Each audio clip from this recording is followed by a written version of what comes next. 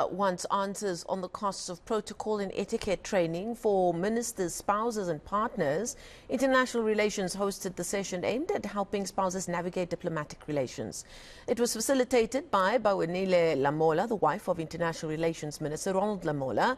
Also in attendance was the president of the International Diplomatic Spouses Association. Lamola has indicated the event was sponsored by Asupol and Huawei, but BOSA still wants to know about costs. To my knowledge, this is a program that has existed. We are now in the process of writing to the minister and finding out more about the details that you speak to in terms of what is the cost, historically, what has been the cost, what is the cost now, and what is actually budgeted for this. But the reality is that ultimately this is something that, given where South Africa is at fiscally, we genuinely as BOSA stand and say we can't afford. And this was an etiquette program, to be honest. That is how it had been framed in the information that was put on social media.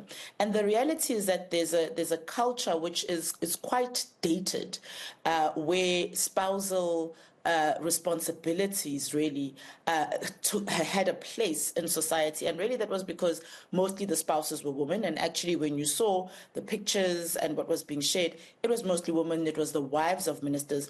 And at that point in time, when these programs started all around the world, it was because that was the role of women in society. They were there to support and prop up the careers of their husbands. Now we are at an age where men and women, they pursue leadership, they have their own careers, and we really need to review and look at what is the role of the spouse, particularly when it is at the cost of the taxpayer. So I think broadly, we need to have a relook at some of what are actually colonial practices and see how that fits into our society today in South Africa, but even